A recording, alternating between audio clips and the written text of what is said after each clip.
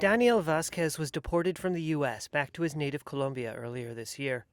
He'd paid a group of people smugglers, or coyotes, $500 to help him cross the U.S.-Mexico border in January. They told him he could expect to be picked up by immigration officials, detained for a few hours, then released. But Vasquez says he was detained for more than a week at immigration centers. He was flown from San Diego to Laredo, Texas, held for 4 days, then returned to San Diego. Each time he was transported in chains. Sentir esas esposas y sentir esa situación fue demasiado extraño para mí y fue deprimente. Feeling the handcuffs in that situation was too strange to me. It was depressing, impactful, and degrading, because I never ever in my life have been handcuffed. Entonces, pues pensé que... Then I thought, what crime did I commit to find myself in that situation? Esa situación.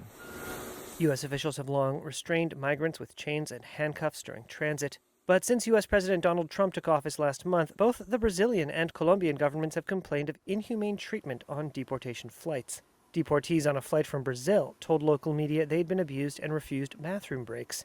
Vasquez said he'd seen women urinate in their seats on his flight. U.S. Immigration and Customs Enforcement, or ICE, did not respond to questions about the treatment of migrants on flights or in centers, or about detainees being denied toilet breaks. Vasquez's deportation flight to Colombia was one of those initially turned back by Colombian President Gustavo Petro, who cited poor treatment on board.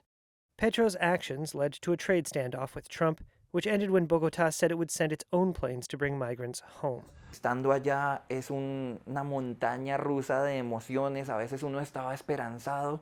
Being there is an emotional roller coaster.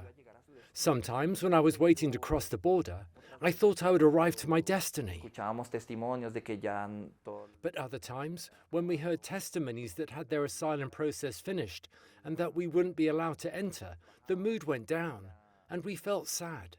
Y lo que hacíamos era darnos aliento entre todos, darnos ayuda. We consoled each other for some psychological support. Como que apoyo. Vasquez, who said he had previously entered the U.S. on different visas, is looking to return and is working with a lawyer to do so legally. He is convinced he has better opportunities for work than in Colombia.